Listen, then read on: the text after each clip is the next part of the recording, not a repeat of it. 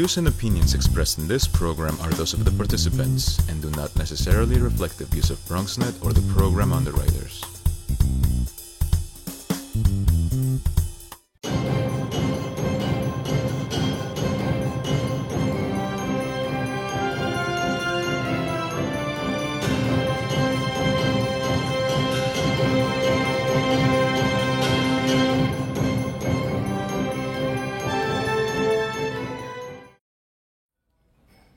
We have a lot to do today. Today we're going to be honoring 11 businessmen and women. One of the reasons that we're honoring them is because they are Bronx businesses who have stayed the course. They've been tested by fire in the economic development, in the economic downturn in 2008, 9, and 10. They held down the fort.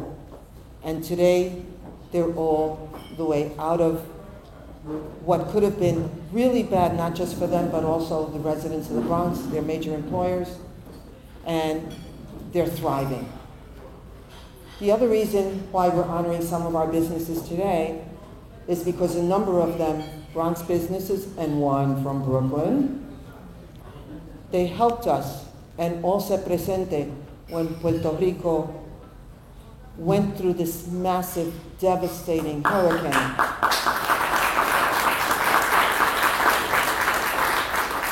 And no one said no. So we'll talk about them as well.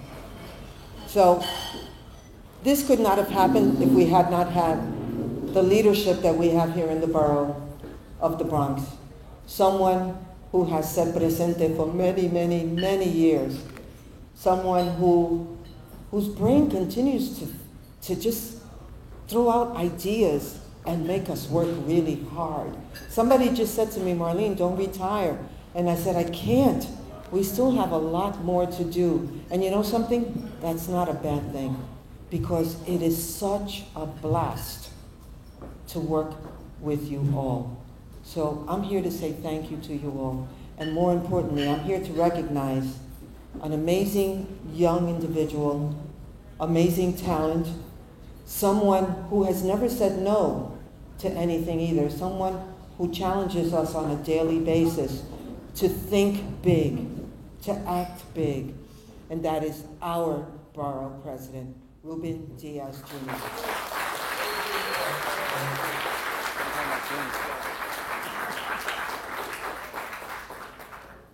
Good afternoon, everyone.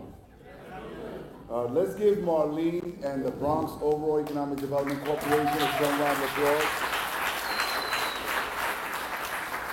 You know, Bronx Week is not easy.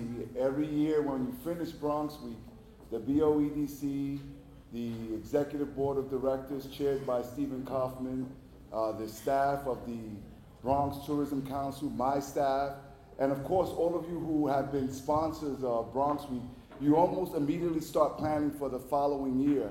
And we call it Bronx Week, as you know, but it's actually 10 days. It's been a fascinating several days already. We started with our labor breakfast. Then we had our business and our bankers breakfast. We had a party with our centennial. Over 30 Bronx residents and their family members. Those 30 plus individuals are 100 years and older. And you don't get it. These folks were partying like you wouldn't believe. You know, there's a bunch of songs like Wobble Baby, Wobble Baby, Wobble. There was one young lady, the age of 104, doing the Wobble Baby with some middle school students. And that was amazing. Our Deputy Borough President, Marika Scott McFadden, is with us here today. She's been making sure that she's been present at so many of these events. We had a family Olympiad, our first annual family Olympiad, and yesterday we had our Veterans Breakfast. The Veterans Breakfast was special to me this year because last week, the first couple of days, many of you may not have seen me around. I'm a proud dad. My wife and I finally got to see our second son graduate from Temple University, but Yesterday at the Veterans Breakfast, I was able to show him off because he has also been commissioned as a second lieutenant to the U.S. Army.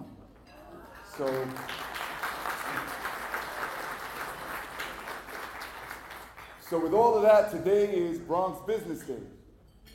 And as Marlene said, this is important to us.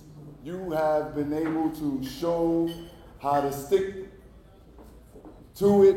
You've been able to show how it's done. And just a note, for those of you who have been tremendously helpful to Puerto Rico, that on a personal note for me, it warms my heart. I've been to Puerto Rico a couple of times. I was there a couple of weeks ago with our governor. There's a lot of work that still needs to be done over there, but on September 30th, on the corner of Southern Boulevard and Aldous Place, that was probably the most proudest day of my borough presidency for me. That is where we saw so many different Bronxites, New Yorkers from all walks of life, rich and poor, Jewish, Muslims, Hindu, Christians, Catholics, everyone come together. We had the hip-hop community. It was amazing because all we wanted to do was collect enough goods for Puerto Rico to fill up 4 containers. We wind up collectively, and thanks to those of you who are being recognized here today, we wind up collecting and sending over 300,000 pounds of goods for the people of Puerto Rico. So thank you for that. For me, it's great to be here with all of you today, with so many individuals who are not only committed to the continued transformation of the Bronx, but have, in many cases, literally put your money where your mouth is, to work to build your businesses and hire Bronx residents and improve our local economy. The larger businesses tend to get a lot of the attention and much of the credit. But our small businesses are just as vital and important and have played a major role in our ongoing success over the past 9 years. You, each and every single one of you, don't trivialize this. This is not just another luncheon. I mean this from the bottom of my heart. You have stayed in our borough when we faced our most difficult times. You have built and expanded and set the example for those who have come after you. Thanks to all of you and so many others who are not here in this room today, we have seen a tremendous, tremendous success and transformation of our borough when it comes to job creation and when it comes to the reduction of our unemployment rate. Right now, the State Department of Labor reports that our unemployment rate is at 5.8%.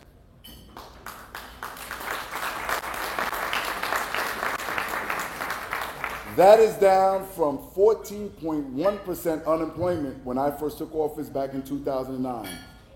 This is the lowest, ladies and gentlemen, the lowest numbers our borough has seen ever.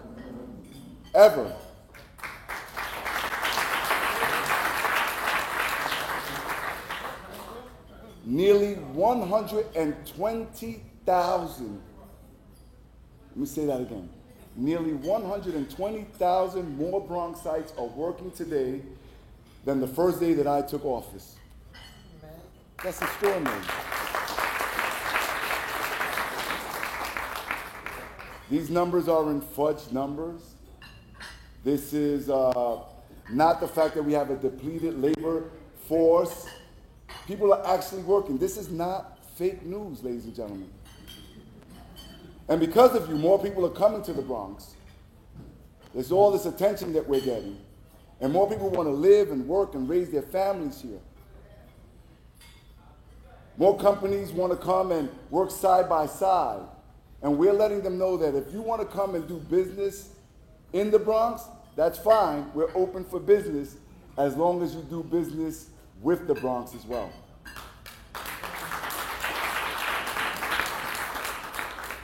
Our development numbers are also helping to drive our newfound success.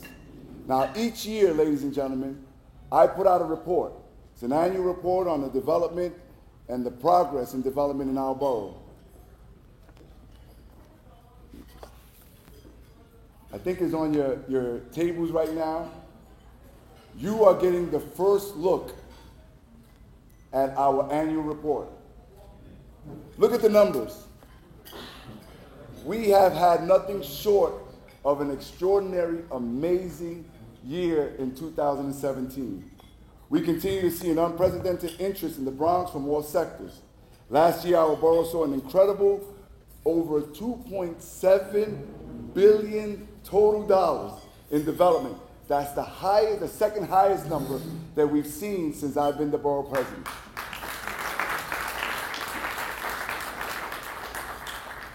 In 2017, the Bronx also saw more than 16.2 million square feet of total development.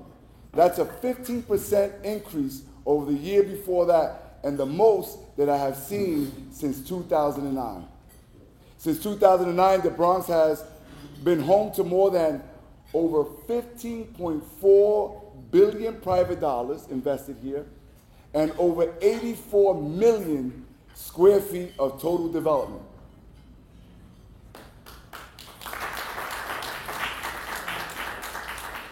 These numbers are staggering. These numbers are amazing. And just a few years ago, many people thought that this would be the unthinkable. Nobody thought that we would be here. Very few people outside of our borough believed in us. In many ways, our new housing is driving up our development success. In 2017, we built over 7,300 units of all types of housing in the Bronx, and we built over 36,000 units since 2009. We've invested nearly $10 billion in residential development since 2009. A full 64% of all of the development that our borough has seen in total has come through housing. The vast majority of this new housing has been low and moderate income units. We've built more than 21,000 units of subsidized housing in this borough, and we are helping to keep people right here in the Bronx. So while other folks are talking about displacement, while other folks are speaking of people being pushed out, we are developing, we are creating jobs, we are putting more money in our families' pockets, and we are building the types of housing geared to keep Bronx residents right here where they belong. Thanks to all of you.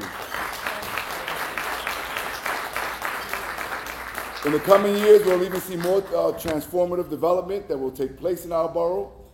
Great people, resilient people, and even more transformative development will take hold in the future of our borough. Working together with you, our Bronx businesses, along with other development leaders, our community boards, our non-for-profits, our officials, we are all working together. We are all writing an amazing story. You know, I believe that when the books are written, history will be magnanimous to us. History will treat us great. People will see how we collectively came together and we took Orchard Beach and we rebuilt it. History will show how we tearing down the Sheridan Expressway and rebuilding a beautiful boulevard. History will write how we were able to make sure that the state of New York allocated the funding so that we can have 4 Metro North stations. History will look at this city and see the turnaround of the overall city of New York, and they'll say, you know what? There's a little corner of that city, the Bronx, that helped with that transformation of the overall city. I just got word that earlier today, a gentleman by the name of Tom Wolfe passed away. I don't know if you know who Tom Wolfe is, but Tom Wolfe wrote, among many things, The Bonfire of the Vanities. And that movie, it got turned into a movie. That book, as well as other imagery of the 70s and the 80s, that left an indelible stain in the minds of so many people outside of our borough. And so many people still believe that that's who we are today. Collectively, what we are doing together, it's bigger than your business. It's bigger than what you're trying to do for your family. It's bigger than what you're doing for the corner of the community in the Bronx that you are located in. What we're doing today is writing or rewriting that story that Tom Wolfe, God rest his soul, has written, had wrote, and what people believe. People will look back and they will be able to ask, where were you when that transformation happened? And each and every single one of you, whether you're Anheuser-Busch, or whether you are a bodega owner, or whether you're classical, or whether you own a little retail, whether you are in real estate, whether you're providing meats for the entire eastern corridor of the United States and beyond, you will be able to say, I was part of that transformation. You will be able to say, the Bronx is better. New York City is better. Other municipalities are starting to mimic and to try to see and study. We are a case study for the rest of the nation. And you will have a little piece in that history. And so today, as we celebrate Bronx Business Day in the Bronx, as we're doing this for Bronx Week, it just warms my heart that all of you have been able to do what you've done with your business, but also, just like you did for Puerto Rico, you knew exactly who you are, what you mean, and that it's bigger than yourselves, and that you unselfishly gave back, not only to Bronxites, not only to New Yorkers, but also to many, many Americans who are out there in that island, who are suffering, who unfortunately have had the federal government turn their backs on them. I am proud of the work that we're doing here. I am proud of these numbers on this report. I am proud of the BOEDC and the job that we are celebrating. I am so happy that this week we get to show off our Bronx swag, our flavor. The fact that when you're from the Bronx, you talk differently. When you're from the Bronx, you walk differently. I'm happy that the whole world is starting to take notice of who we are, and all of you are a part of that. God bless you, and keep up the good work. The best is yet to come.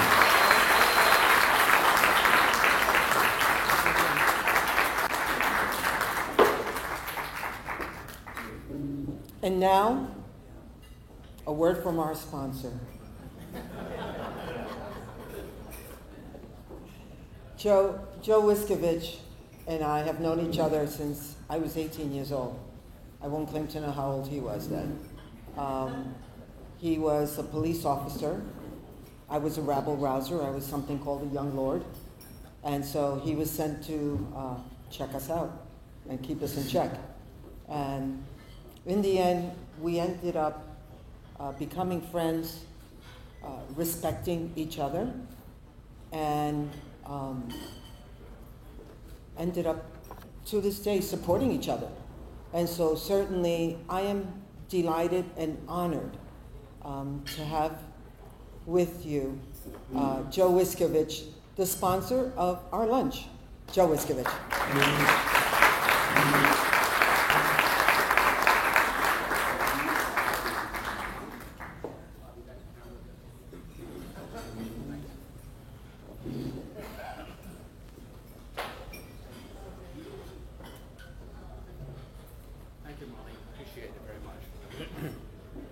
On behalf of the Anheuser-Busch companies, welcome, congratulations to all the honorees.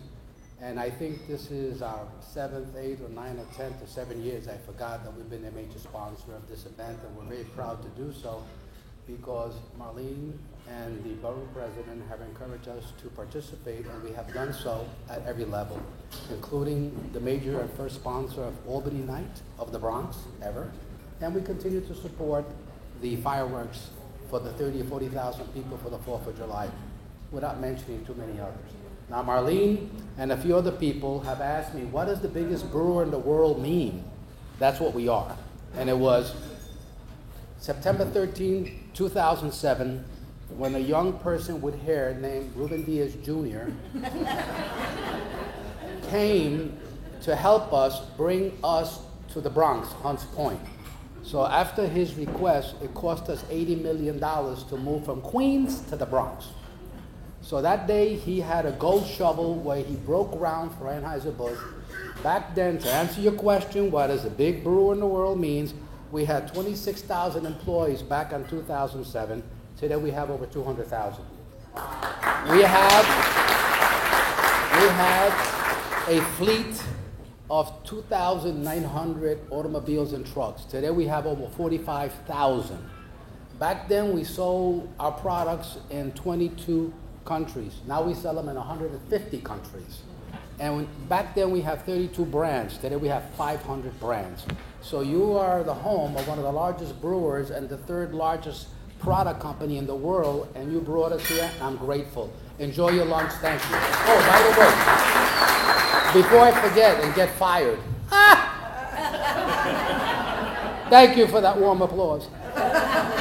I must say that I take a lot of credit. I make a lot of speeches. I don't get paid extra, by the way. I just get my same salary. But anyway, the person who gives me the money, who approves all these things, he's always quiet because he didn't want you to be recognizing because you hit him up for money. He's a smart guy.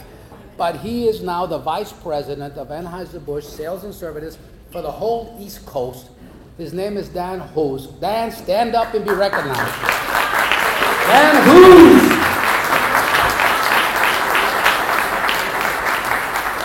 Again, thank you so much. Enjoy your luncheon. See you next year.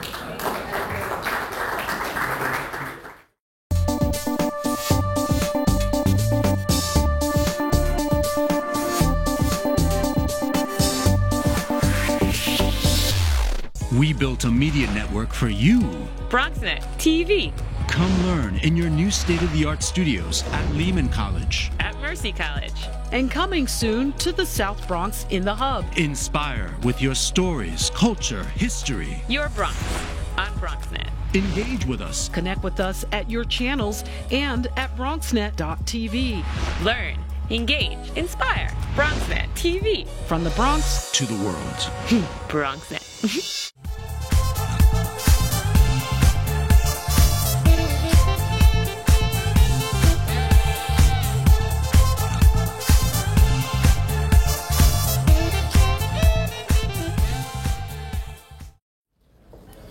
I'm committed to getting you out by 2 o'clock, but I'm also committed to making sure that each and every one of you have the time to feel as special as you deserve to be. So while we're waiting for lunch, what we will do is begin to recognize our honorees. One of the things that you'll hear me mention as I go through each and every one of you is I'm going to mention what country you came from. In this day and age when we talk about making America great, well, guess what? With the exception of Native Americans, everybody came from somewhere else. And it's what makes us great. And certainly all of the countries that are represented here have contributed to making the Bronx great. And so with that, I want to let you know that first one we're going to be recognizing is Sulema Wiskovich. Sulema Wiskovich is the Senior Vice President for the Associated Supermarket Groups. And she is responsible for making sure that those individuals that want to open up a business, and in this particular case we're talking about Associated Supermarkets, and last time I asked, we were at around 400 Associated Supermarkets, most of them owned by immigrants.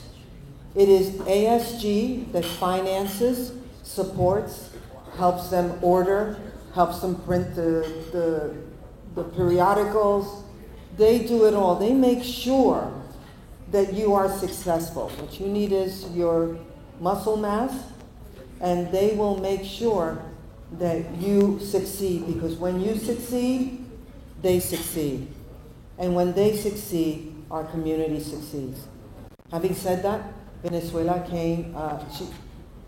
Sulema came from Venezuela quite a number of years ago, and she brought with her to ASG her community involvement with the National Association of Supermarkets, her corporate involvement before she became the Executive Vice President for the Associated Supermarket Group. So for not just doing what you do for the supermarkets, but just as important for leading the charge.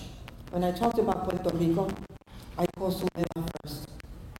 And I said, do you have any food for Puerto Rico? And she said, let me talk to my guys, I'll call you back. She alone, through the Associated Supermarket Group, who's represented by a number of them here, gave us 100,000 pounds of food for the rest of Puerto Rico.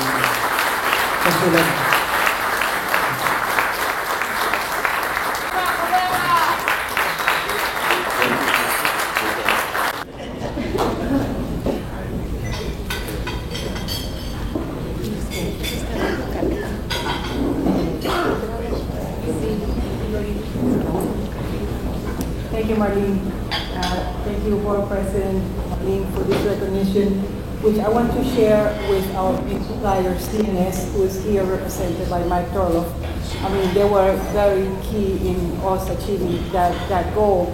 And also, I want to recognize two of our store owners, multi-store owners who are here with us today. Teófilo de Jesus and Pedro Cabrera.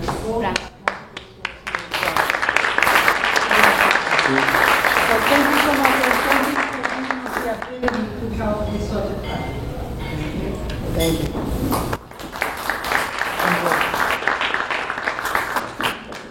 Okay, can you hear me? I just have okay. Another woman. Let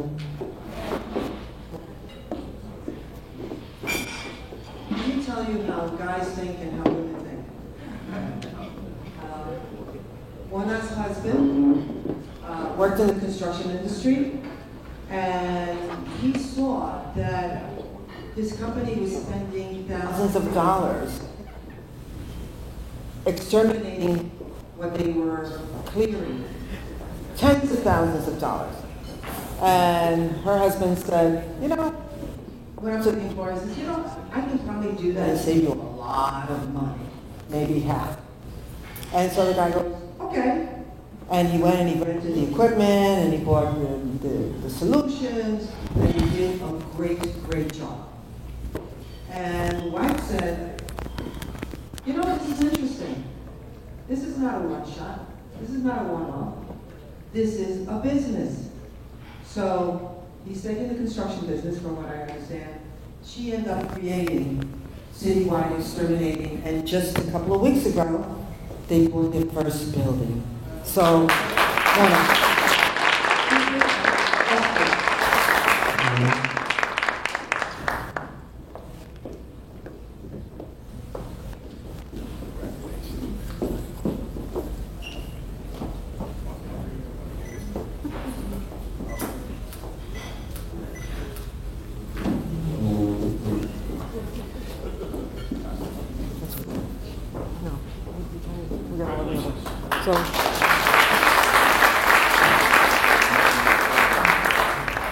another one who did not say no is Frank Hernandez.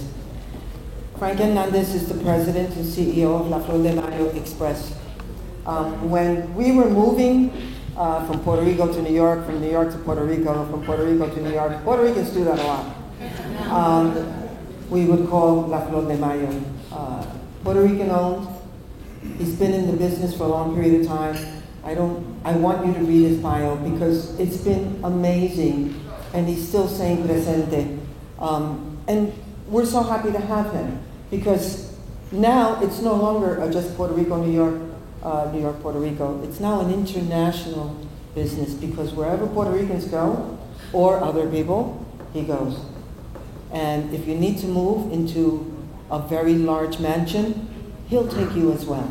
And so, sir, oh sure, hold on. So I'm sorry, but I have to say this: the day of the September 30th collection, we ran out of container space. We ran out of trucks. We had trucks on standby. They were filled to capacity. We didn't know what to do. There were two entities that came to the rescue. One was the National Guard with their trucks, and the other one was La Flor.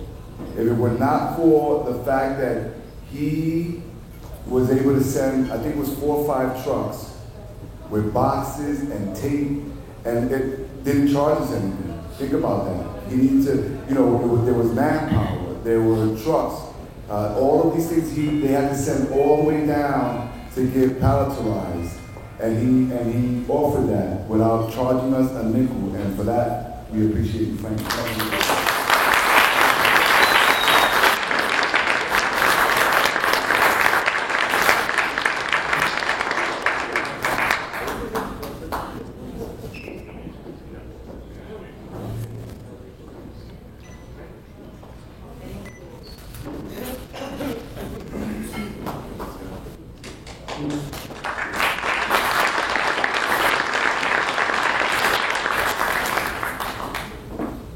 Our next awardee is Richard Romanoff. Richard Romanoff has the largest meat selling business in Hunts Point, in excess of $400 million. And there's a reason why I'm mentioning that number. And he has always done things out of the box. 3 years ago, while other people were talking about raising the salaries of people to minimum $15, he did it on his own because he understood that his workers were worth it. He didn't want to lose them. He didn't want to have to retrain somebody else. So he did it on his own. And he ended up with a New York Times article, which is more than wonderful.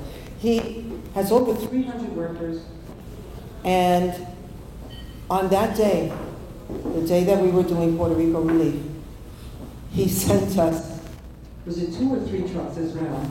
3 trucks, one which we had Mexico, you think it was going to be yeah, but, Latinos, this is a refrán, this is something that we say.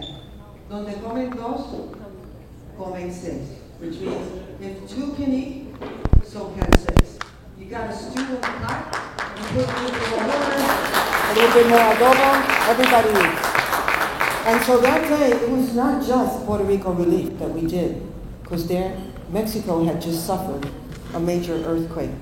And so his 3 trucks got filled with some of the items, a lot of the items that were being brought that day, so that we could send it to Queens, so that could go to Mexico. And so certainly with that, we want to honor and thank Richard for being an amazing employer, a great business. Come on up.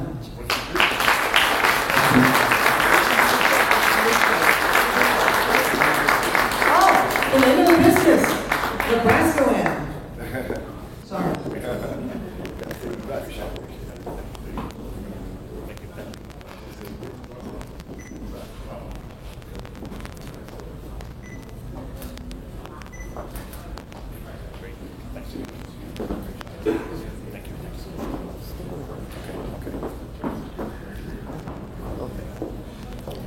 The next one is a bit of a surprise. Richard was the first one to tell me that his successes were not just his, and that there was someone else who has partnered with him to make his business the business that it is.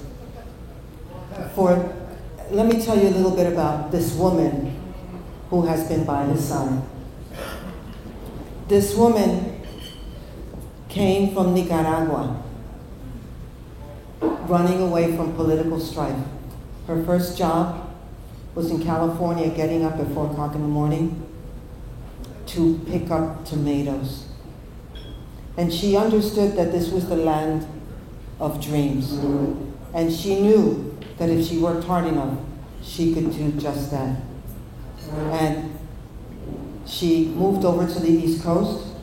She ended up working for a couple of companies. She opened up a little business selling pantyhose, tried a partnership that didn't work well. Then she ended up working for another company that did similar work, like Richard. And Richard was just starting out in his company. But there was somebody at the other company that kept on putting him in check. And he's like, wait a minute, who is this woman? And it was Lucia Tejeda. And so Richard, because he is the smart businessman that he is, says, you know what? If you can't beat him, what do? You join him. And so she came in as a salesperson for Nebraska Land 25 years ago. And now she is the vice president of sales. She created the sales department. And I have no doubt that she is one of the reasons, if not the reason, why even throughout the financial discord that we've had in the last 9 years, his business has grown double digits every single year. It takes a woman to do that. And so Lucia, come on up.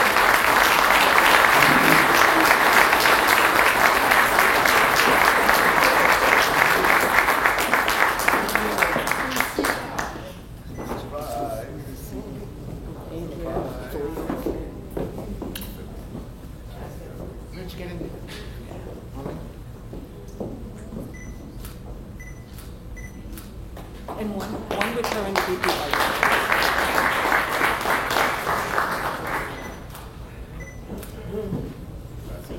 And Lucia, this was his idea. I know.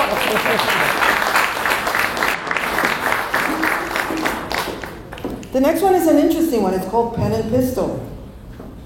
Ralph Dominguez lives in the Bronx.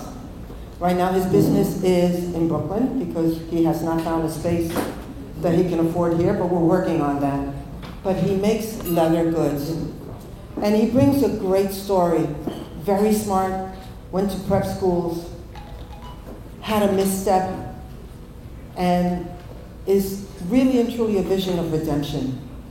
He and his mom, who couldn't come here today, who's his inspiration, have created a leather goods repurposing company. Check them out on Instagram. You will want one of everything. And Ralphie, I'm very proud of who you are, not just as a businessman, but as a young man. God bless you.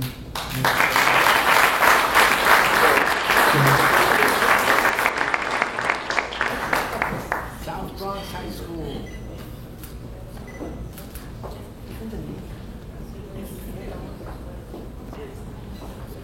We need something like that. Brooklyn is less expensive than the Bronx. It's the Navy Yard when it's subsidized.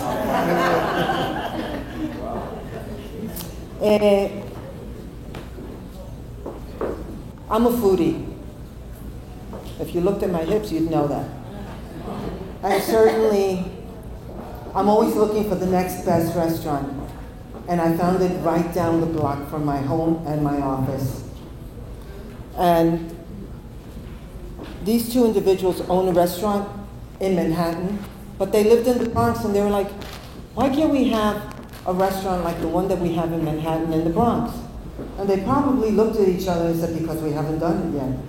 And so that's what they did. A little less than a year ago, they created this oasis you have to go on 161st Street called Porto Salvo, which means safe port.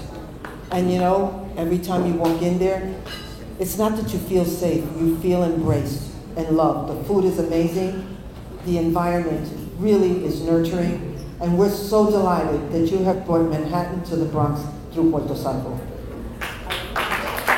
Hold on. Mark and Luigi, you gotta understand this. They live in the Bronx. They live over by Villa Verde. You don't know what Villa Verde is? Find out and look it up. It is the national paradigm of green development. It is a 13-story low-income tower, but then right at the foot of it, you have duplex home ownership. So they've invested in the Bronx. The thing about where they live and where they have Porto Salvo is that right there is ground zero. What do I mean by that? In the 77 World Series, when the world saw the panoramic view of the Bronx burning, the school that was burning down that night is a block and a half away of where Porto Salvo is. If you haven't been around that corridor, Melrose, if you haven't been, on 161st Street in quite some time, you're going to be pleasantly amazed and shocked. The thing is that people have a misconception about Bronx Heights. We like good things. We like good restaurants. We like when things are aesthetically pleasing. And on a personal note, they have the best meatballs. Oh, I haven't tried those. I don't know about, I haven't tried those. The meatballs, anyway, come on.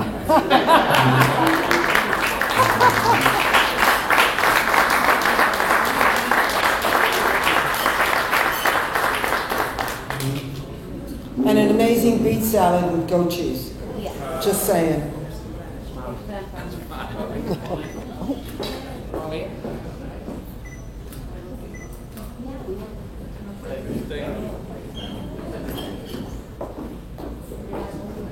Okay, no hissing now, all right?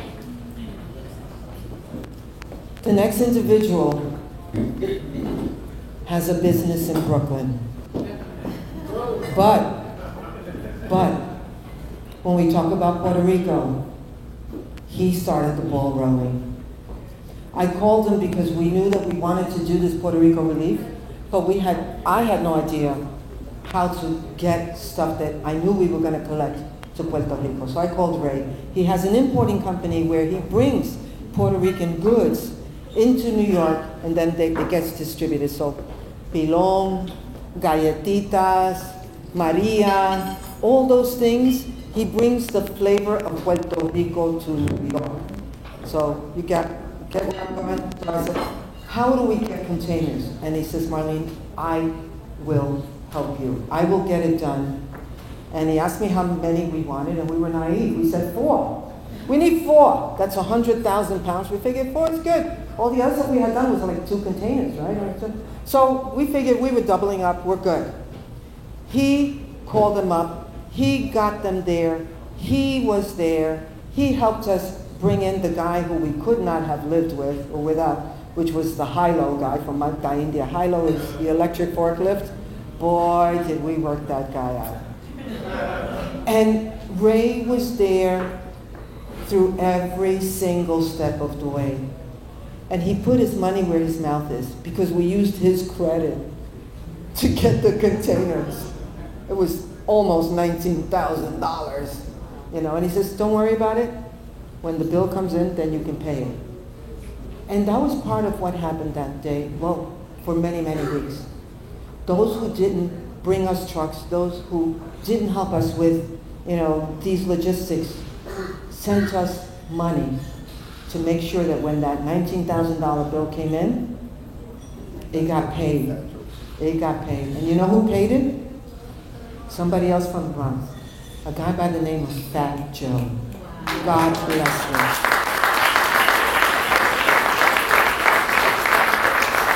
So Ray is very special to me because he has that kind of a heart. He's got the heart of a warrior. He's got the heart of a Boricua. He's a man that we can rely on. He has an amazing business, and we're so grateful that you also said presente. Ray Anthony. And just for the record, we love Brooklyn. I love Brooklyn. We love Queens. We love Manhattan. We love Staten Island. We love the whole city of New York. I worked in the Bronx for 14 years with Magda, India, so I'm not a stranger to the Bronx. Born in the Barrio, work in the Bronx, live in Queens, and born in Manhattan. We love the whole city. What we like to say is, if it was good for the Bronx, it's good for New York.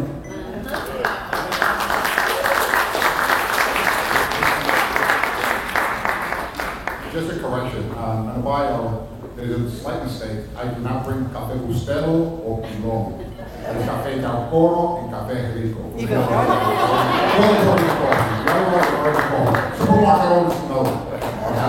Thank you very much. Good to know. Now I got my source.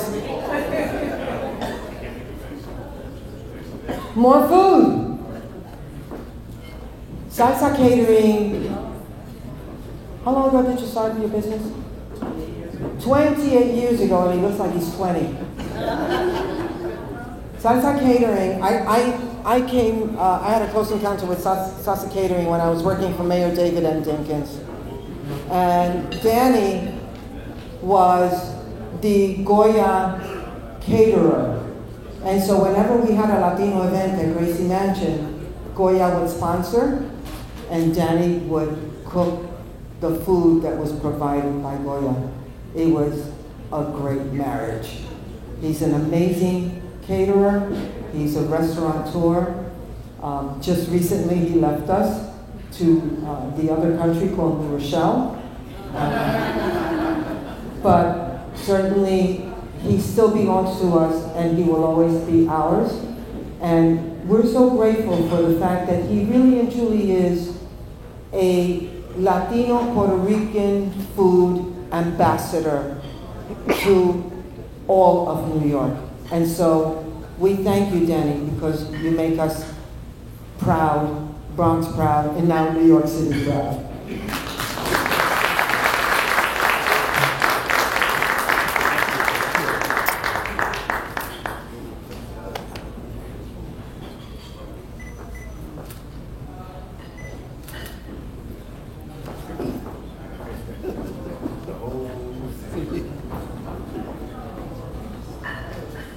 You know, I must have been really hungry when I got this list together.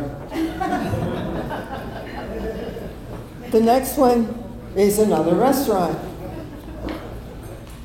Another woman. This young woman went to the south of France, fell in love with the country, fell in love with the feel of south of France, and decided that she wanted to bring that feeling back to the Bronx. And so I understand that there is a restaurant in the south of France that looks just like her restaurant. Except that in the Bronx, she cooks or she serves Latino food. I understand that is a happening place. Lots of things happen there.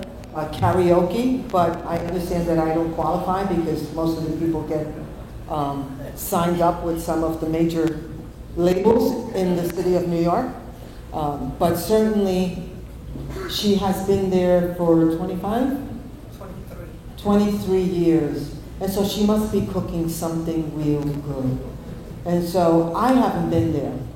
And so I use this as the excuse to really get to know her better and to then compel myself to go and check it out for myself. But from the people that have been there, they've told me that once I get there, I'm going to go back again and again. And Lucia and I are going to have lunch there next week. So, Maribel Stoll, God bless you. Come on up.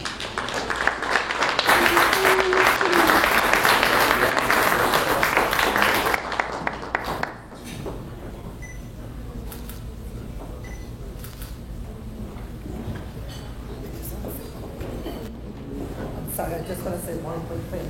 Even though I sent Borough President an email, I do want to personally thank you because when we made our 20th year, you proclaimed that December 9th was officially the South of France Day of the Bronx.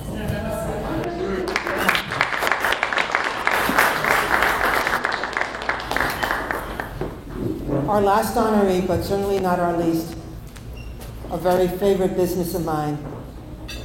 He came from County Cork, am I right? County Clare? He's going to say it better, Clare. And this is from Ireland, and this is part of the story. He told me when he got off the plane, he had just a couple of bucks in his pocket. He had a job the next day, and he kept working and working, went into a couple of businesses, and is now the restorer, someone who works in the area of fine arts. When a museum is changing exhibits, they trust him to store their works. They trust him to transport it. They trust him to restore it. And we are so proud of the fact that museums, charities, nonprofits, individual holders have entrusted him with their fine art. He transports to other countries ship through him, and his warehouse is in the Bronx. And so I love the fact that we are all things to all people, and that we have people from all over the world who have made the Bronx their home, and who employ hundreds of people, and have made and have inspired us all. And so with that, I would love to have John Mullane come up and receive his award. Thank you, John.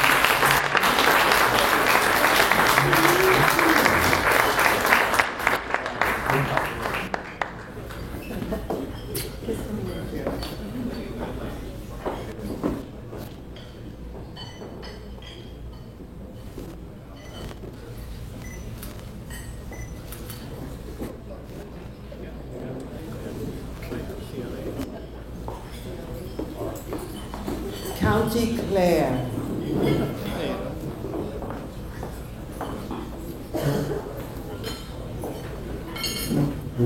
I think we're pretty true. It's 10 after 1. We now can relax and eat.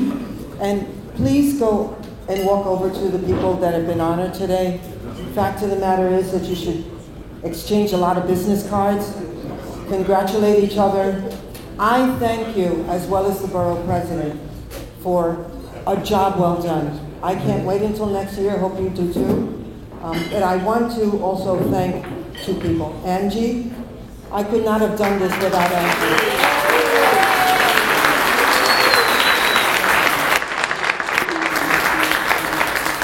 The other thing I want to do is recognize my board, my chairman, Steve Kaufman, Benjamin Arana. Is Clarence still around? Clarence? Anybody else? Oh, Kathy, my vice chairwoman. My new vice. I just want to share. The Bronx Overall Economic Development Corporation has been around almost 40 years. The first president of BOEDC was Kathy Zamachansky. And Kathy came back on the board now as my vice chairwoman. So, and we're the only two women who have served as presidents of BOEDC. So there was a dark period of time there in the middle, but everybody's seen the light by now. So thank you, enjoy your lunch, and see you next year. Thank you for all your work.